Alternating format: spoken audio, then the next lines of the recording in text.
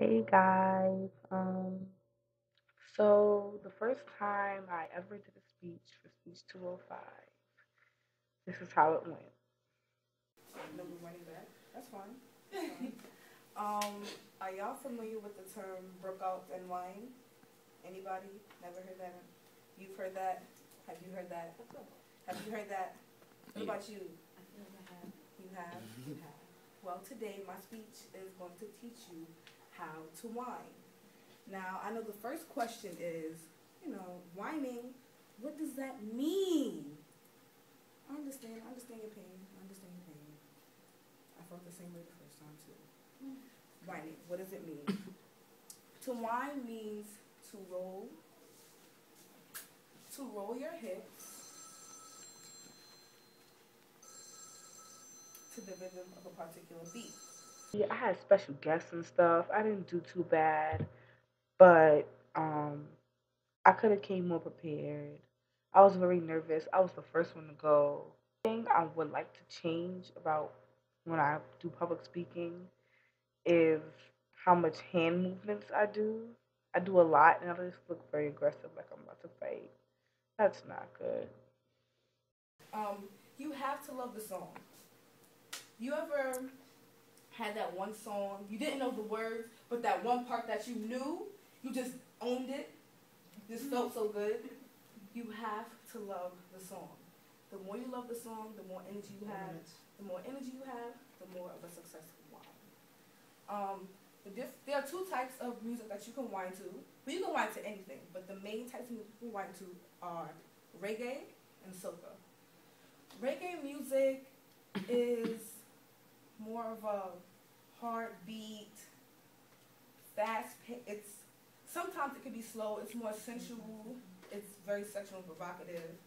And soca music is more happy, more upbeat. So if you see a female and she's whining to reggae music, as the girl did in the video, she would go like this and go low. People who whine to soca, they jump around like this and try to whine. It works out both ways. Also, reggae is a type of music that derived from Jamaica. Soca is very dominant. Now, here is a clip from my last speech. I honestly felt like my opening was better than my first opening. You have probably heard of the expression, spare the rod, spoil the child. Does anybody agree with that? No? Spare the rods for the child. Spare the rod, spoil the child. It simply gives a reason to spank your child. So, have any of you been spanked as a child? Yeah. As a kid? Do any of you agree to spank your children? Hell yeah. No. Well, today I am gonna explain to you why spanking children is not physical abuse. It's just simply discipline. I was getting the audience involved, which is a good thing. I think that asking questions before you actually go off into your body speech is a good thing. Like that's a good way to start your introduction. Basically, the lady is saying how kids who are spanked at a young age, they develop like aggression issues.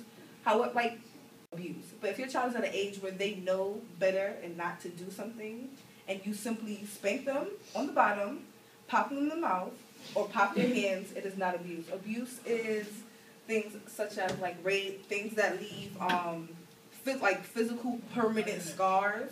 If it doesn't leave a permanent scar, and if the child isn't like emotionally scarred, then it could not be abuse. It is just simply physical discipline. Now, I don't feel like I'm like the best speaker in the world, but I definitely know I improved my speaking. Um, I still move my hands a lot, but I'll work on that. I'll use the word like a lot, and I can work with that as well. But I was more confident in my speech, and I